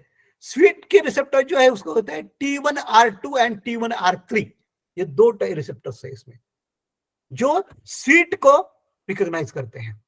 और बिटर टेस्ट को T2R नाम का रिसेप्टर है, ये फैमिलीज है रिसेप्टर्स की एक्चुअली, वो बिटर टेस्ट को रिकॉग्नाइज करेगी। और टाइप 3 सेल्स जो है वो सॉर स्टिमुलाई को रिकॉग्नाइज, टाइप 1 कहते हैं उसको, आम्ल का, आम्ल रस को करते हैं। और टाइप 4 जो है वो तो प्रोजेनिटर सेल्स है, स्टेम सेल जैसे है, जो वो टेस्ट बर्ड्स को, टेस्ट रिसेप्टर को जनरेट करने वाले हैं टाइप 4 सेल्स है। तो ये समझना है। अब ये हो गया ओरल कैविटी का बात। अब ये रिसेप्टर सारे शरीर में फैले हैं, मैं बताता हूं आपको कैसे फैले हैं, देखते हैं। अब ये दोनों तो मानते नहीं है, मॉडर्न मेडिसिन कषाय और कटु को मानता नहीं है, मगर वो अब क्या है, अभी देखिए अभी चेंज हो रहा है, कंसेप्ट चेंज हो रहा है। देखिए it's very important to understand. Astringency एक एक्शन है कहते हैं। एस्ट्रिंजेंसी ट्राइजेमिनल ओरल सेंसेशन है, नॉन टेस्ट ओरल टिश्यू है, वो एक सेंसेशन है, ट्राइजेमिनल सेंसेशन। इससे क्या होता है? That drying, puckering and roughness on the tongue and oral cavity. कषाय से तो हम कहते हैं स्तंभन होता है, समन करता है, तो ड्राई होता है, पूरे ड्राइनेस आ जाती है हमारे ओरल कैविटी में। It's produced by certain foods containing mostly tannins. Tannins जैसे पूग है जिससे होता है, कषाय रस में कोई भी लीजिए उसमें टैनिन्स रहते हैं, मेटल सॉल्ट, डिहेटिक एजेंट्स रहते हैं, ड्राइनेस आती है उसमें। Where pungency is a trigeminal, this is also trigeminal sensation. Astringency and pungency दोनों ट्राइजेमिनल सेंसेशंस है। इसको कहते हैं chemesthesis, chemical sense and taste, दोनों है इसमें। तो वो म्यूकस एंड क्यूटेनियस सरफेस को पंजेंसी, इरिटेशन एंड थर्मोसेंसेशन, थोड़ा हॉट टेस्ट होता है तो उसको कहते हैं कटु या पंजेंसी कहते हैं। अब ये देखिए ये कैसे होगा। आपको पता है कि 2021 का नोबेल प्राइज किसको मिला और किस लिए मिला? देखिए आयुर्वेद की जो एक्सेप्टेंस है या उससे कैसे कैसे लोग फायदा उठाते हैं और हम लोग सोए हुए हैं। प्रॉब्लम ये है, हम केवल कहते हैं जब कोई संत को नहीं ये तो आयुर्वेद पहले से ही है, ऐसा कहते हैं। हम क्या कर रहे हैं, हम क्यों नहीं लाते उसके सामने? हम लाते ही नहीं है क्योंकि हम उस दृष्टि से देखते ही नहीं उसके तरफ, हम उसी में अटके हुए हैं, एक ही इसमें अटके हुए हैं।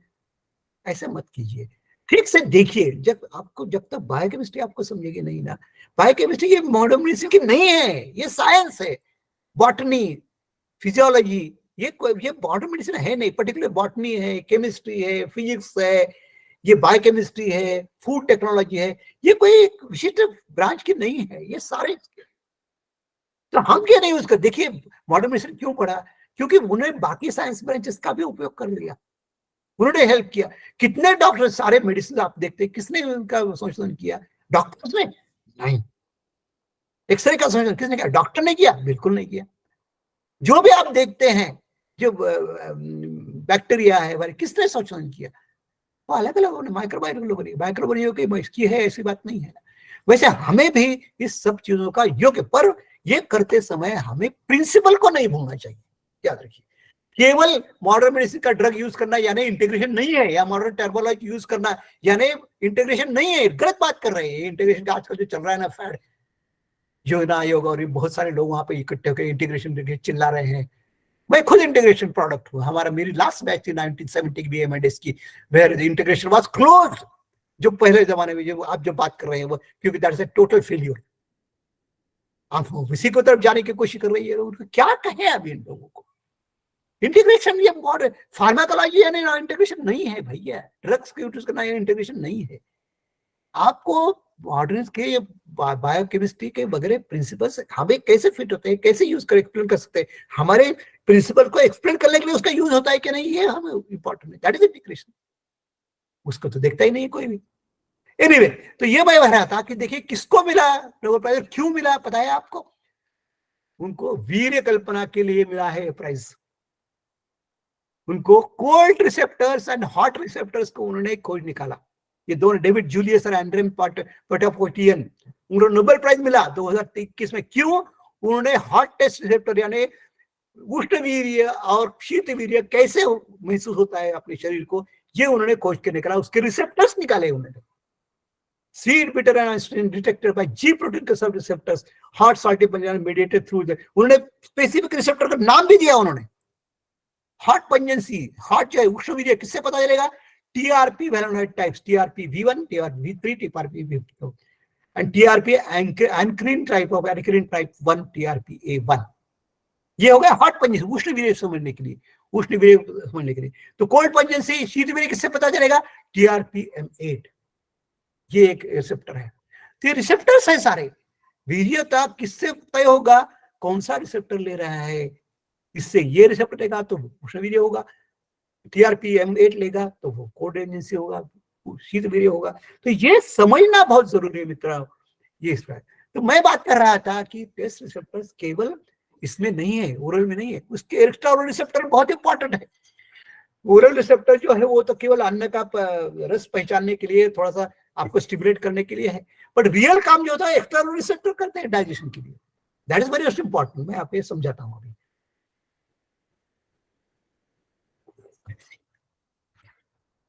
देखिए, इनको कहते हैं एक्स्ट्रा ओरल रिसेप्टर्स।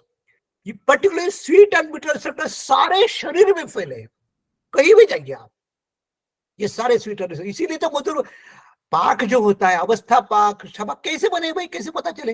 बिकॉज वहां पर महसूस हो रहा है, उस रिसेप्टर को पता चला कि ये स्वीट है, ये बिटर है, और वो स्टिमुलेट होता है उससे। वो रिसेप्टर वहां पर भी है। तो sweet receptor T1R2 and T1R3 ये, और बीटर टेस्टर T2R एक्टिवेटेड मधुर अवस्था पाक। ये दोनों टाइप के रिसेप्टर जो है, मैंने आपको फिगर जो बताई थी लास्ट टाइम, उसमें मैंने कहा था कि मधुर अवस्था पाक में ये स्वीट टेस्ट रिसेप्टर और बिटर टेस्ट रिसेप्टर ये जो बताए उन्हें, वो स्टिमुलेट हो जाते हैं। हाँ, उसको कहते हैं जी प्रोटीन का, GPCRs कहते हैं उसको। इससे क्या होगा? Gut and pancreas inundated with taste, given gut, सारे गट यानी पूरे यूरिनरी ट्रैक्ट, और पैंक्रियास वो भी, उसमें भी टेस्ट रिसेप्टर्स है। वो क्या करते हैं?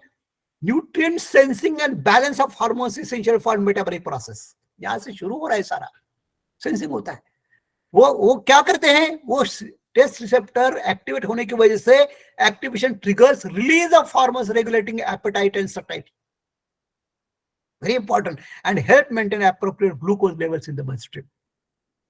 Dysfunction of these taste receptor in gut and pancreas leads to obesity and diabetes. देखिए, अब ये कह रहे हैं कि भाई आपका टेस्ट रिसेप्टर काम नहीं कर रहा है जीआई ट्रैक्ट में, तो डायबिटीज और ये होगा, ओबेसिटी। आप जब तक वो रिसेप्टर का फंक्शन ट्रीट नहीं करेंगे, तब तक आप कितने भी हाइपोग्लाइसेमिक एजेंट दीजिए, कुछ फायदा नहीं होगा। वो तो टेम्पररी उतना लेवल कम करेंगे, मगर जब तक ये रिसेप्टर्स और ये फंक्शनिंग जीआईटी का ठीक नहीं होगा, रिसेप्टर सेल्स का, तब तक डायबिटीज और ओबेसिटी की ट्रीटमेंट नहीं होगी मित्रों। फिर भी हम लोग कहते हैं, हर एक कोई रिसर्च को ले जाए, हाइपोग्लाइसेमिक इफेक्ट ऑफ क्या अश्वगंधा या गुड़ुची, इस पर रिसर्च हो रहा है, आज भी हो रहा है। क्यों कर रहे हैं आप समझ में नहीं रहे। संप्राप्ति क्या बताइए मधुमेह की, उसको समझिए ना, प्रमेय की संप्राप्ति क्या है। सारे जीआईटी में आज मॉडर्न मेडिसिन एक्सेप्ट कर रहा है कि सारे जो डिसीज है वो आमाशय पक्वाशय से जीआई ट्रैक्ट में रिस्पॉन्सिबल है, उसी से सारा होता है। तो ये जो एपेटाइट और सटाइटी को रेगुलेट करने वाले एंजाइम्स है, जिसको ग्रेलिन और लेप्टिन कहते हैं, उसको स्टिमुलेट करने के काम जो है इस फंक्शन में होता है, मधुर अवस्था पाक में होता है।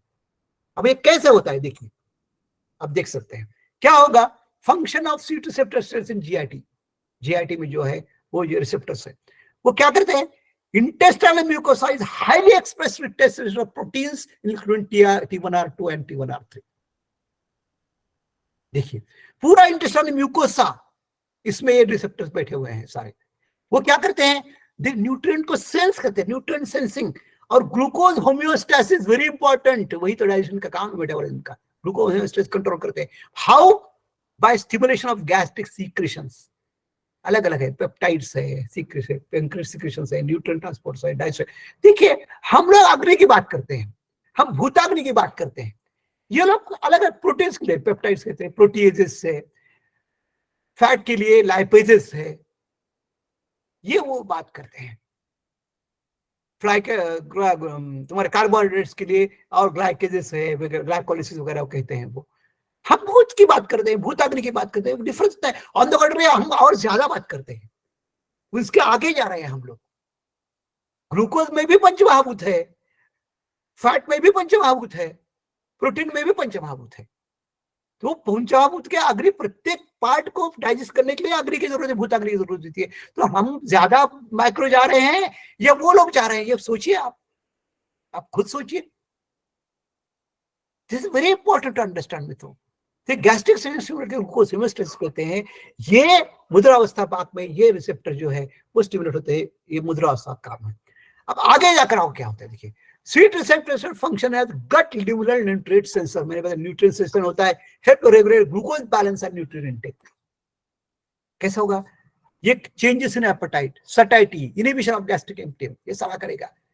Activation of T1R2 and TR3 goes to releases adipogenesis, adipose tissue, उसको कहते हैं मेदाग्नि दीपन, इसलिए मुद्रस जो है वो मेद वृद्धि करता है, कफ वृद्धि करता है, मेद वृद्धि करता है, मेदाग्नि का दीपन करता है मुद्रस, इसलिए मध्य धातु वृद्धि होगी। इसलिए कैसे, pre adipocytes to inter adipocytes, उससे एडिपोजेनेसिस हो रहा है। Adipose tissue is a major endocrine organ, आपको एंडोक्राइन सिस्टम पता होगी, मगर आपने ये कभी सोचा नहीं हुआ, पढ़ा नहीं होगा, ये एडिपोज टिश्यू ये भी एंडोक्राइन ग्लैंड है। This is the major endocrine glands, major endocrine organ है हमारे शरीर का, सबसे important. Sweet taste T1R2 and TR3 express constitutively throughout the adipose and adipose tissue, सारे adipose tissue शरीर में जहां भी फैट है वहां पर टेस्ट से तुम्हारे स्वीट टेस्ट रिसेप्टर्स है, याद रखिए। वो क्या करते हैं, एडिपोजेनेसिस में काम कर लेते हैं, टेस्ट से वो प्री एडिपोसाइट से एडिपोसाइट्स को जनरेट करते हैं। That is what is the function of मेदाग्नि दीपन, या आपका जो मधुर रस का काम है वो ये काम है। आगे So sweet enteroendocrine, EEC कहते हैं उसको, enteroendocrine cells, cells that secrete hormones of the gut and pancreas, उसमें भी ये है सारे sweet receptor.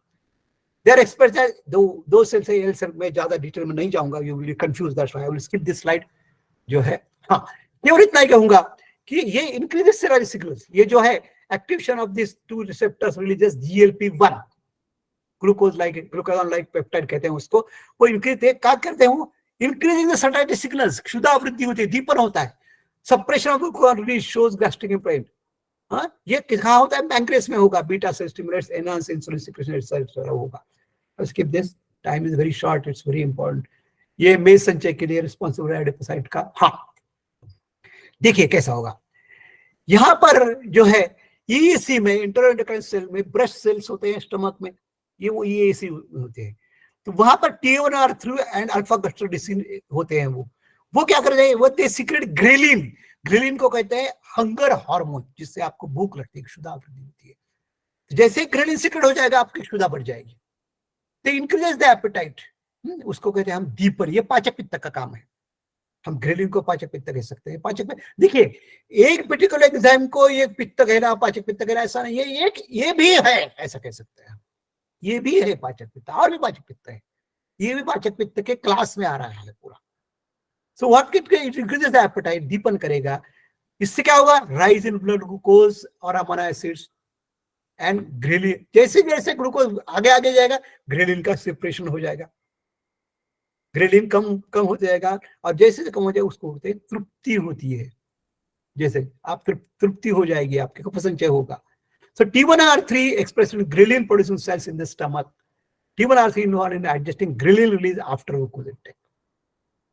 तो this is very important to understand, ये कहाँ काम कर रहे हैं, किस सेल्स पर काम कर रहे हैं, किन से टेस्ट रिसेप्टर्स है, ये समझना। आप सारे रसपंचक जो है वो टेस्ट रिसेप्टर के हिसाब से, particularly extra oral taste receptors के हिसाब से आपको समझना जरूरी है उसका फंक्शन, तब आप ठीक से चिकित्सा भी कर पाएंगे और आहार का भी उपयोग कर पाएंगे। देखिए यहाँ पर दिखाया है लेप्टिन और ग्रेलिन का function, you can see here.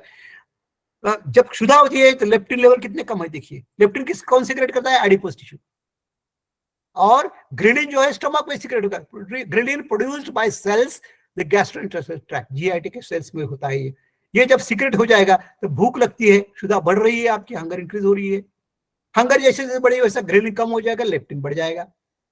यहाँ पर आप खाना खाने के बाद क्या होगा, ग्रेलिन लेवल कम हो गया है आपका, लेप्टिन बढ़ गया है, उससे क्या है, एडिपोज टिश्यू से किया है, leptin hormones made by adipose cells, उससे क्या होगा, ग्रेलिन लेवल बढ़ जाएगा, लेप्टिन लेवल धीरे धीरे कम हो जाएगा, सटाइटी हो जाएगी आपकी। तो ये जो है this is very important to understand this particular thing कि कैसे एक काम करता है। इसलिए अब T1R2 T1R3 along with bitter taste हमने देखा, T1R जो है वो स्वीट है, T2R जो है वो बिटर टेस्ट है, तो दोनों एक साथ काम करते हैं, मधुर और तिक्त तरह से एक दूसरे को बैलेंस करते हैं, दोनों मधुरावस्था बात में काम करेंगे। इसलिए roles in gastric emptying and intestinal motility, gastric emptying कम करें। हमने देखा था ना गैस्ट्रिक डाइजेशन कितने समय में होता है, 6 घंटे से 12 घंटे, हमने देखा था इसके पहले, चतुर्विधुर्याम हम कहा था। Bye regulating the stomach secretion of hormone GLP और GIP, दो हार्मोन्स है, इन energy host bye balancing food intake.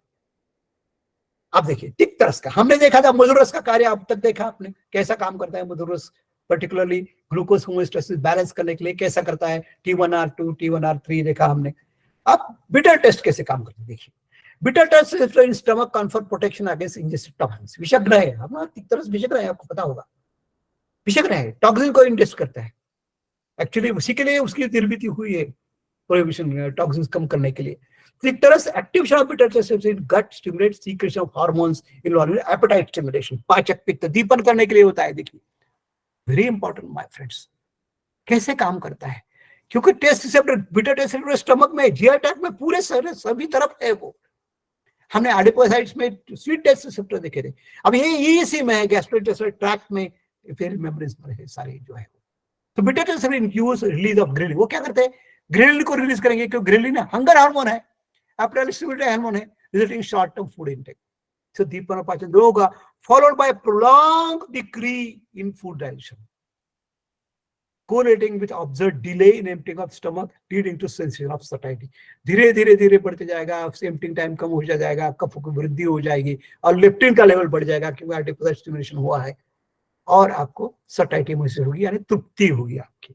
तो this is what how the digestion and metabolism occurs. You can see here, आपको दिखा रहा हूं जस्ट एक फिगर से कि कैसे पूरे शरीर में ये टेस्ट रिसेप्टर फैले, ब्रेन में है, ओरल कैविटी तो है ही, थाइमस में, हार्ट में, स्टमक में, कोलन में, पैंक्रियास में, ब्लैडर, स्मॉल इंटेस्टाइन, टेस्टिस में भी है। देखिए taste receptors very important, adipose tissue में भी है, बोन्स में है, everywhere this taste receptor, oral and extra oral places expression of ये T1R2 T3 बताया मैंने, मगर बिटर और ये बाकी भी सारे हैं, पर्टिकुलरली बिटर और स्वीट टेस्ट सारे शरीर में everywhere they are spread, very important distribution है।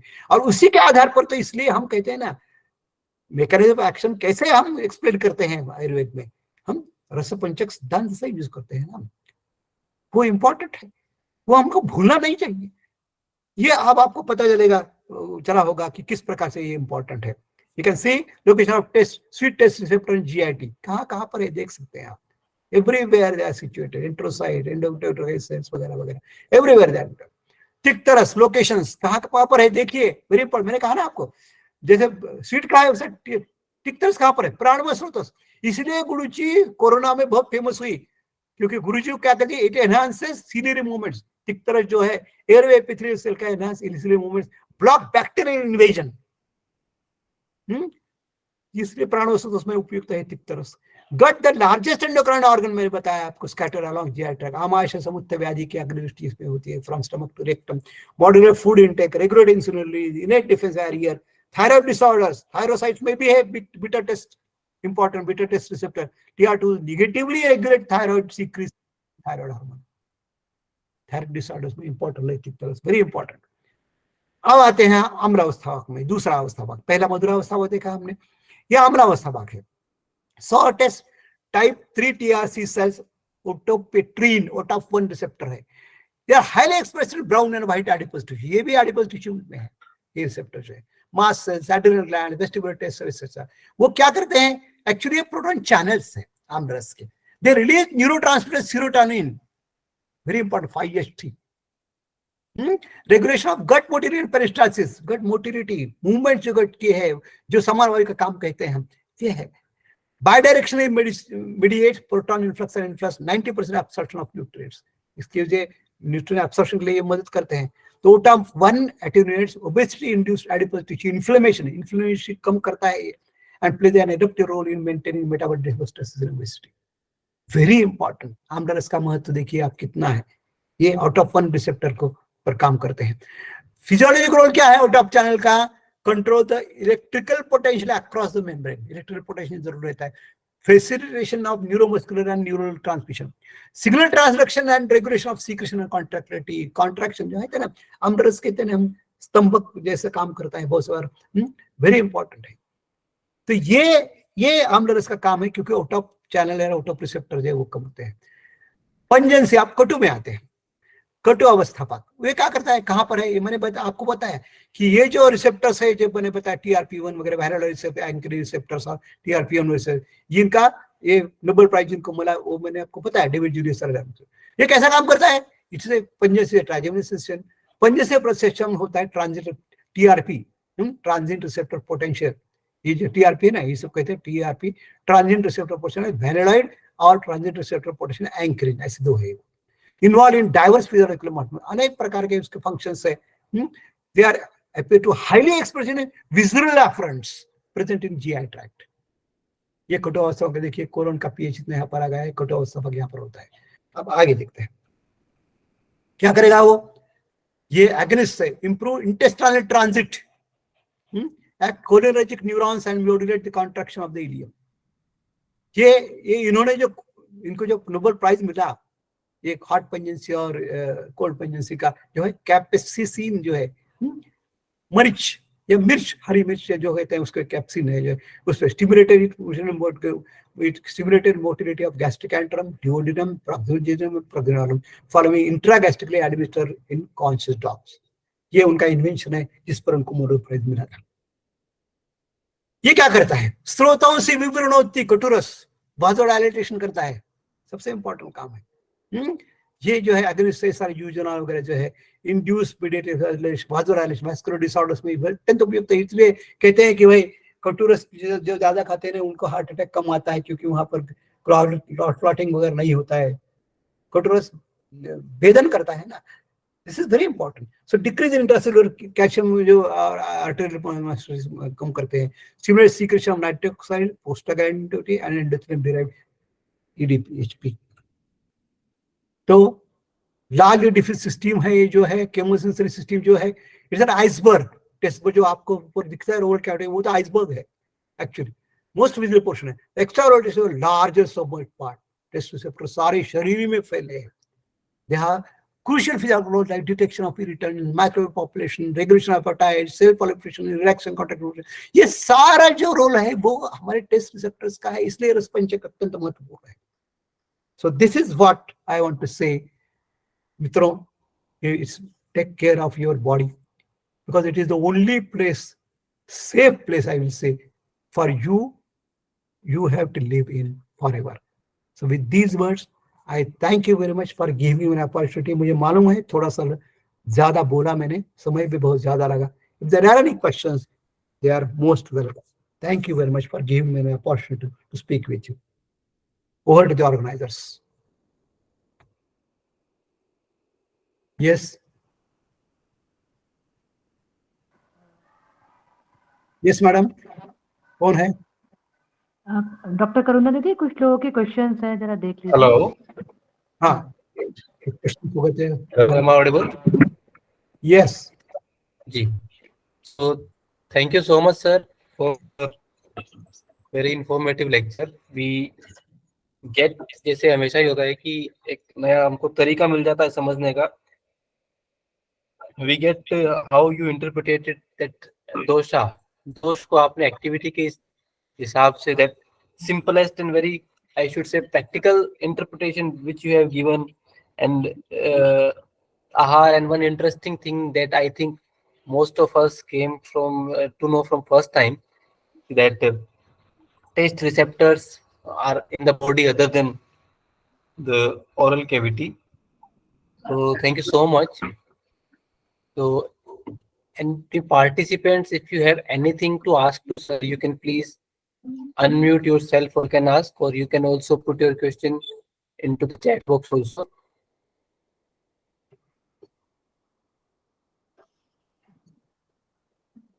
I think Rajkumar Gupta, I think someone ji. want to.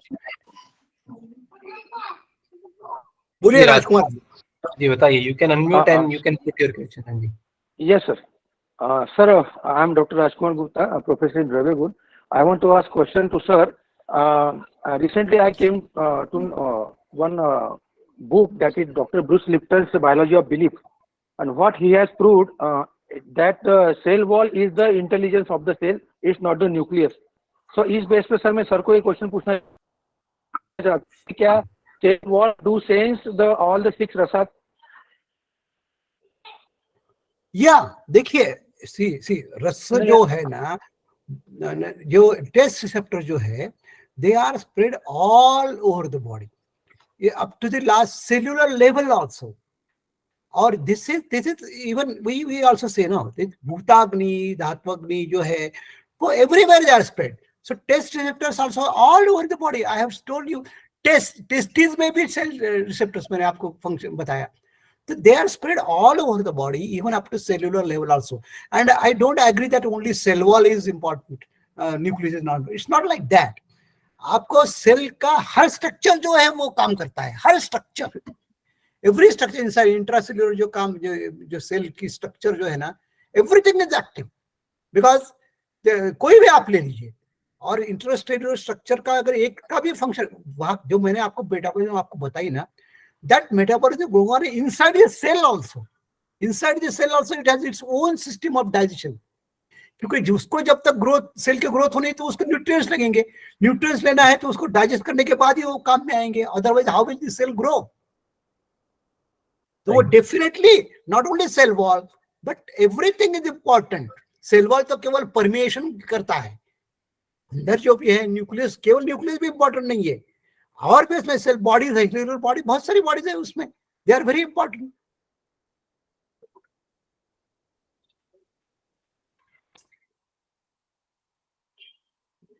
Yes, Thank you, sir. Any other participant? Any question? देखिए ये बहुत लार्ज सब्जेक्ट है, I know. Right, sir. तो ये इतना short time में पूरा बताना मैंने कोशिश की है, पर this is very large topic. एक ही किस पे हम बहुत सारा बोल सकते हैं, घंटों बोल सकते हैं. We usually take four lectures for describing the metabolism. कम से कम 4 लेक्चर, वो भी 2-2, 3-3 घंटे के लेक्चर्स होते हैं. तो at least 4 lectures we take for this. Sir, one more question. Yes Sir, one more question. Sir, why the Lavandas is called as Sarvaras Pratyanik? Lavanda is called as Sarvaras Pratyanik. प्रत्यनिक. Yes, sir. प्रत्यनिक, सरोवरस प्रत्यनिक, ऐसा कहा है आपने. हाँ, लवण रस जो है, देखिए ऐसा है, लवण रस जो है ना, वो दिस इज वेरी इंपॉर्टेंट. वो किसी को भी आपको ये करना है, यानी उसका प्रभाव कम करना है, उस रस का प्रभाव जो है उसका काउंटर करना है, तो उसके लिए लवण रस का यूज होता है, इसलिए उसको प्रत्यनिक कहा है. अब आपको कितना प्रभाव कम करना है ये डिपेंड है, उसको काउंटर करना है, वो प्रत्यनिक है, काउंटर करना. तो काउंटर, उसकी जो एक्शंस है उसको कुछ, देखिए किसी भी चीज का अत्याधिक प्रयोग नहीं होना चाहिए, हम पता है ना आपको. तो इसलिए कुछ हद तक उसको कम करने के लिए, इसलिए हम उसको लवण रस को ये करते हैं हम लोग. प्रत्यनिक का मतलब ये है काउंटर करना. It counters, it is have a ability to counter other rasas as well. ये काउंटर करने की एबिलिटी जितनी लवण रस में है, यानी कहते हैं 1 pinch of salt बड़ा होगा, क्वांटिटी बहुत है, छोटे क्वांटिटी 20 आदमी तक हो गया वो। आप मजदूर कम डालेंगे तो होगा क्या काम? नहीं होगा, आपको पूरा काउंटर करेगा। या तिक्त रस है, कोई भी थोड़ा डालेंगे तो नहीं होगा, थोड़ा क्वांटिटी, लवण रस की थोड़ी भी क्वांटिटी रही तो वो प्रत्यरिक काम करता है, इसलिए उसको सर्वरस प्रत्यरिक ऐसा कहा है। Right, yes, thank you Dr. Karuna.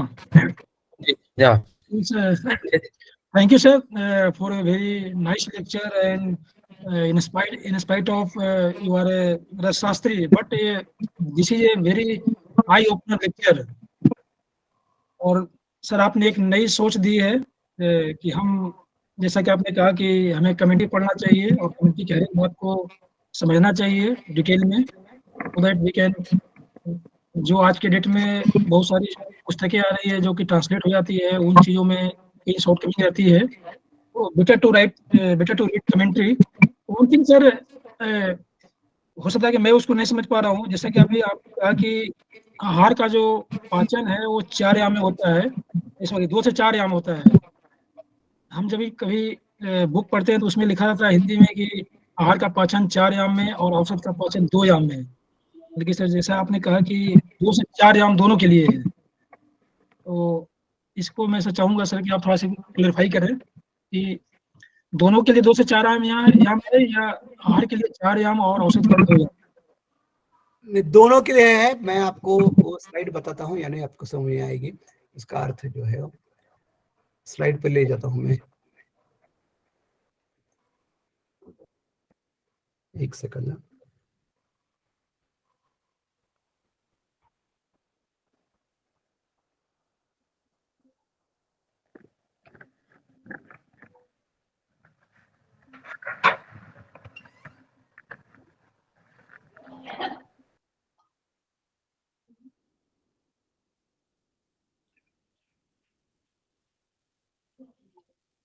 कहाँ गया? हाँ, Yes, can you see the slide? yes, हाँ, you can see, देखिए क्या कह रहे हो, यामै ही चतुर्भिः द्वाभ्याम च भोज्य भैषज्योः समे। देखिए मैं जो भी स्टेटमेंट्स करता हूँ वो मेरे खुद के कभी नहीं होते, और मैं रेफरेंस के सिवा बात नहीं करता। ये अष्टांग संग्रह सूत्र स्थान 11 का सूत्र है। इन्होंने स्पष्ट रूप से कहा है भोज्य भैषज्योः समे, कितना, यामै ही चतुर्भीम द्वाभ्याम च, याद रखिए। तो दिस इज द स्टेटमेंट, और ये इसको इवन बायोकेमिस्ट्री भी एग्री करती है कि इस प्रकार से होता है। स्टमक एम्प्टिंग टाइम जो है ना वो जनरली 2 आवर्स का होता है, half emptying time usually 2 hours stomach emptying time, पर डाइजेशन के लिए at least 6 hours required. That is why usually आपको इवन मॉडर्न मेडिसिन में आप देखते होंगे कि मैक्सिमम जो डोज रहते हैं एंटीबायोटिक्स वगैरह वो 4 times of day, generally 3 time कहते हैं, पर 3 times से रॉन्ग थिंग। 6 आवरली उसका जो time blood levels maintain 6 hours ही होते हैं केवल। This very important.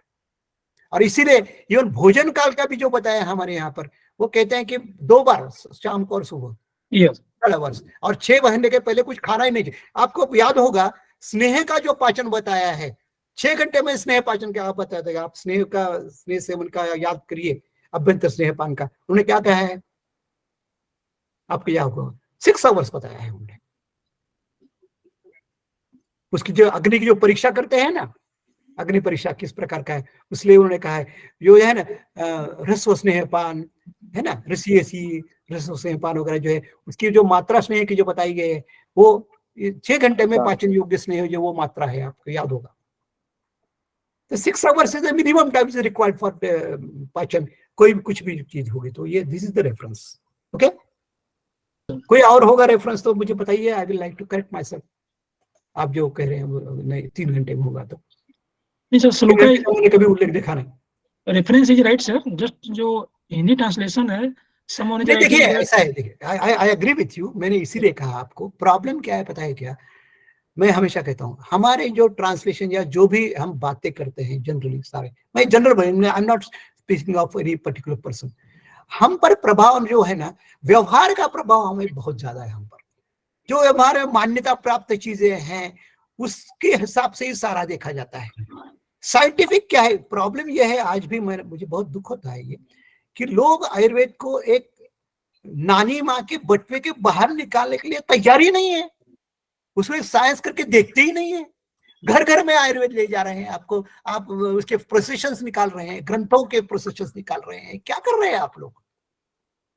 आप साइंस करके उसके बाद देखिए ना, साइंस आपको साइंस में, मैं तो ये कहता हूँ, मुझे ठीक नहीं लगता है कि भाई मेडिसिन है वो प्रिस्क्रिप्शन नहीं देना चाहिए, क्यों आप प्रमोट कर? मैंने आपको पता है कि कोरोना काल में इन्होंने जो आयुष क्वाथ का निर्माण किया था, आयुष क्वाथ का कॉम्पोजिशन मुझे बोला था, उन्होंने दिया था, पर निर्माण किस प्रकार से करना है, क्या डोज में लेना है, कैसा लेना है, उसको कॉम्पोजिशन क्या हो चाहिए, मैंने उनको तैयार किया था और मैंने लेटर लिखा था गवर्नमेंट ऑफ इंडिया को कि इसको आप जनरलाइज मत कीजिए, don't give it only as a prescription medicine, don't generalise it, ये कहीं भी बेचने के, हम लोग इंडस्ट्री से इतने हावी है इंडस्ट्री हम पर कि हम हर चीज ओटीसी कर रहे हैं, ओटीसी भी दे रहे हैं।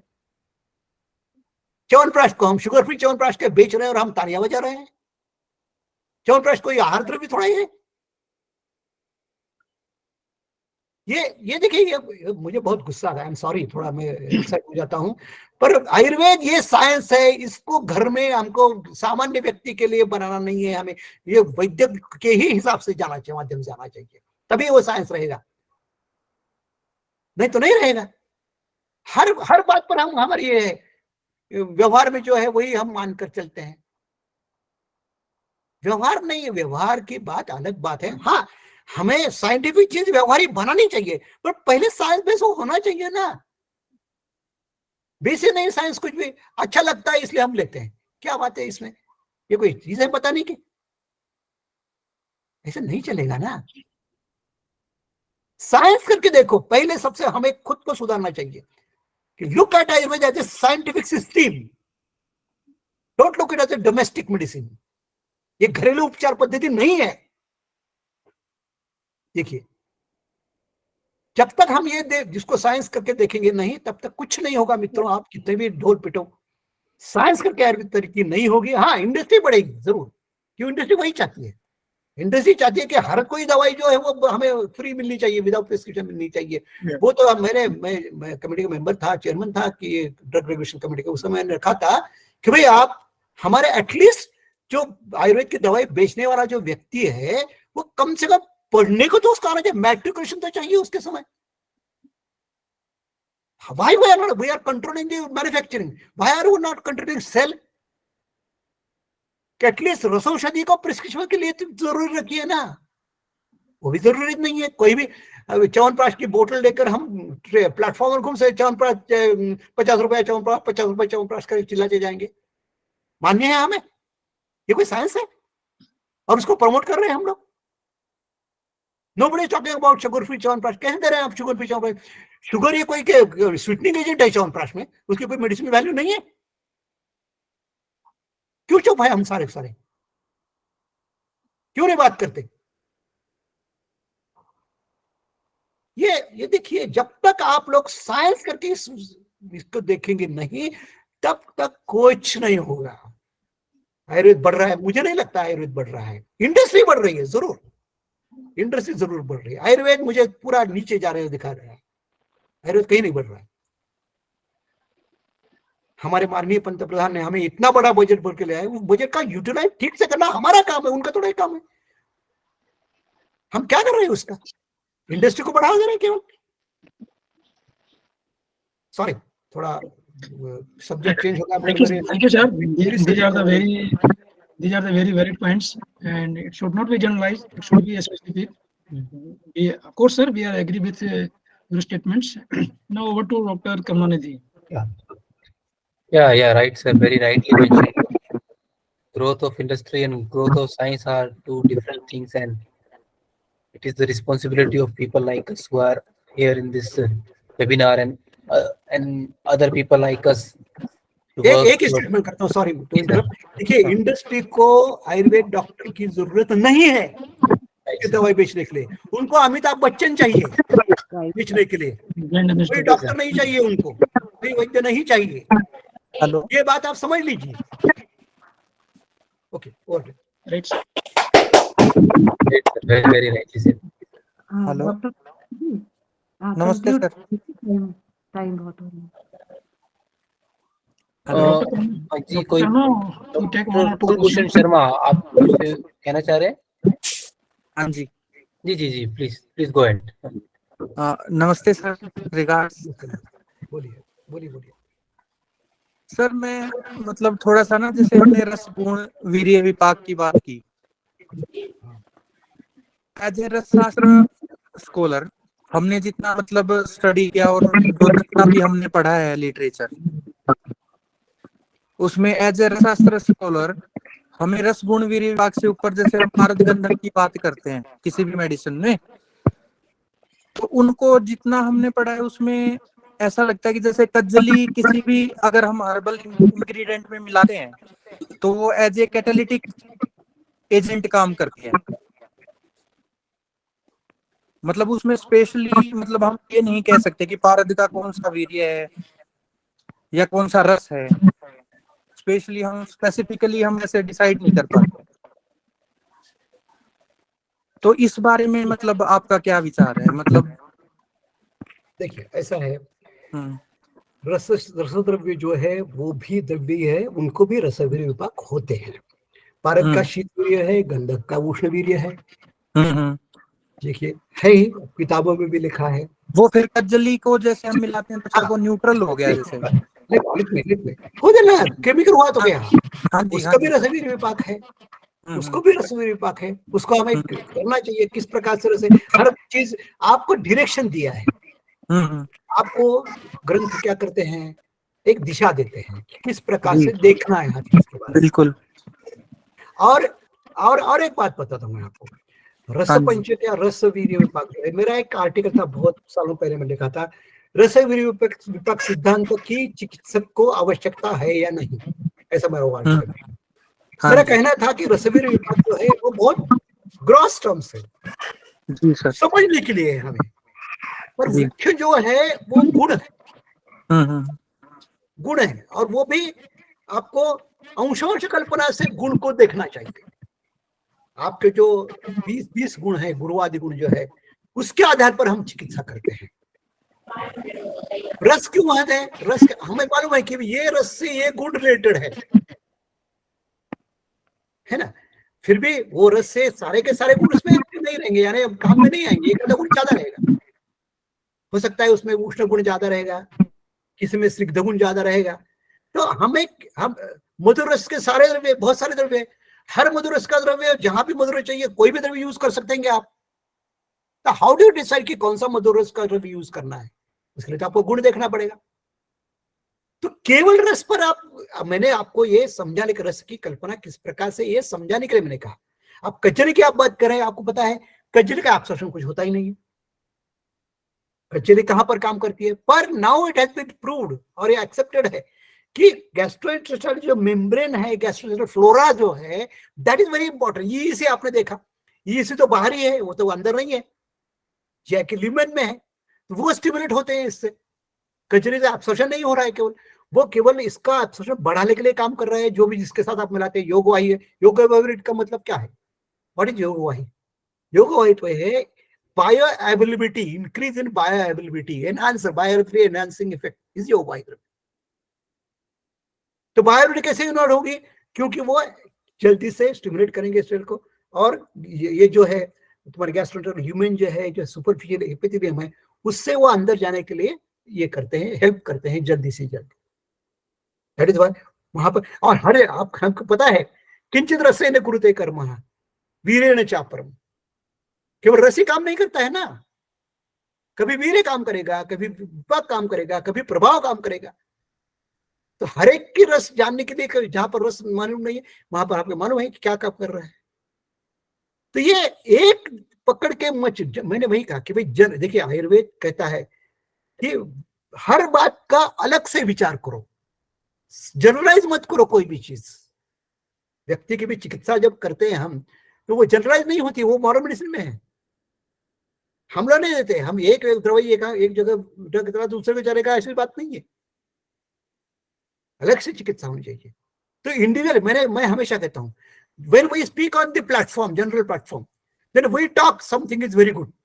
For example, दूध की बात करें, अब जब बात करेंगे सिर्फ दूध बहुत अच्छा है, वृष्ट है, मधुर है, ग्रोथ करता है, ये करता है।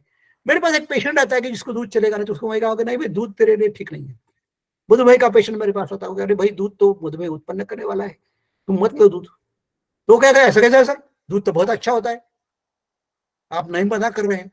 लेकिन जनरली अच्छा है, मगर तेरे लिए अच्छा नहीं है ना वो। तो ये इंडिविजुअलिस्टिक अप्रोच जो है ना, केवल पेशेंट के लिए नहीं है, द्रव्य के लिए भी लागू है, ये औषधि के लिए भी लागू है। आप 3 बातों की बात करते हैं ना, कैसे डिसाइड करते हैं आप? द्रव्य बल देखते हैं, रुग्ण बल देखते हैं, और व्याधि बल देखते हैं। उसके हिसाब से आप द्रव्य को कहते हैं ना। चक्रपाणी ने क्या कहा है 4थे अध्याय में, देखिए आप, रसों का वर्णन करते समय, रस पंचक का वर्णन करते समय कैसे कहते हैं? द्रव्य बल देखिए, व्याधि बल देखिए, रुग्ण बल देखिए, और then you take a decision कि कौन सा देना है उसको। तो ये समझ, देखिए कोई भी रसोशास्त्र के लोगों को भी ये समझना चाहिए। आप संहिता ग्रंथों को मत भूलिए, संहिता को कभी मत, पर्टिकुलर चरक सुश्रुत को तो कतई नहीं, अष्टांग भी है उसी में। ये 3 ग्रंथों को तो आपको कभी भी नहीं भूलना चाहिए। हर चीज आपको पढ़नी चाहिए ठीक से, तभी आपको रसद्रव्य समझ में आएगी, याद रखिए। ठीक है, और कुछ? धन्यवाद sir. Thank you sir. Dwivedi sir कुछ बात करना चाह रहे हैं। द्विवेदी सर है साथ में सर, कुछ उन्होंने हैंड रेस किया था, तो शायद मुझे लगा इसी कजरी वाले विषय पर सर कुछ कहना चाह रहे हैं। मैं रिक्वेस्ट करूंगा द्विवेदी सर से, सर प्लीज अनम्यूट योरसेल्फ और कृपया हमें मार्गदर्शित करें।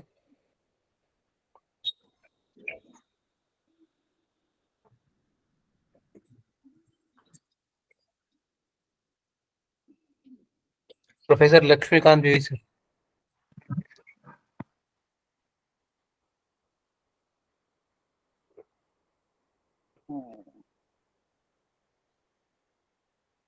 आई डोंट नो सर, कॉल पे थे सर। आप सुन पा रहे हैं मुझे?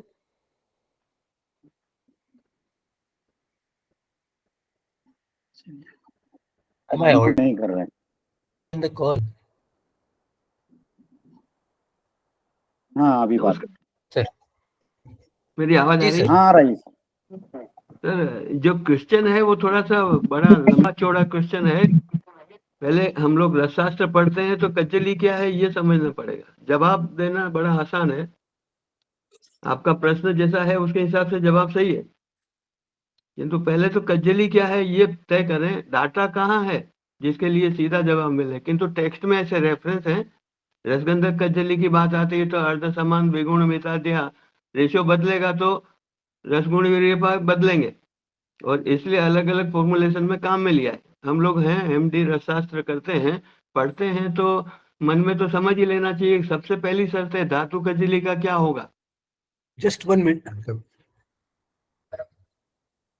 ठीक है ना। दूसरा पेनास्म हड़ताले च द्वे धातु विषय, और धातु भी गंधकाद्यश्च, तो परिभाषा इससे क्लियर है, किंतु हम उसको संकुचित अर्थों में पढ़ करके बीएमएस के लिए परिभाषा रट के जाना अच्छा है, किंतु एमडी होने पे हमको ये पूरा समझना पड़ेगा तो रसशास्त्र समझ में आएगा। तो इतना ही कह के जिसको आयुर्वेद में श्रद्धा है वो रसशास्त्र पढ़े। ये रस पद्धति पढ़िए प्लीज, फर्स्ट चैप्टर में मिल जाएगा आपको। और न मीमांसम कथम चन, मतलब आप साइंस जोड़ो, कुछ भी जोड़ो उसके साथ, किंतु जो शास्त्र में लिखा है रसगुण विपाक उसको मानना पड़ेगा आपको। चाहे कितना ही साइंटिफिक डाटा लिख लो, एडवर्स नहीं जा सकते। प्लीज क्षमा करना, मैं बीच में बोला। इतना ही कह के मैं धन्यवाद देता हूँ आप सभी लोगों को। अच्छी चर्चा है। गुरुजी आपका कमेंट एक भी है, बहुत महत्वपूर्ण है। एडवांस जाने की कोशिश कर रहे हैं हम तो एडवांस जाने की कोशिश कर रहे हैं सर। हाँ, तो एडवांस जाने के लिए पहले हम अपना रसशास्त्र तो समझे। सही बात। गुरुजी ने अंग्रेजी में बिल्कुल बोलना सही है या कहा। किसी देखिए, साइंस के रूप में टर्मिनोलॉजी में ले तो जाना, उसके लिए तो आपको डबल पढ़ना पड़ेगा।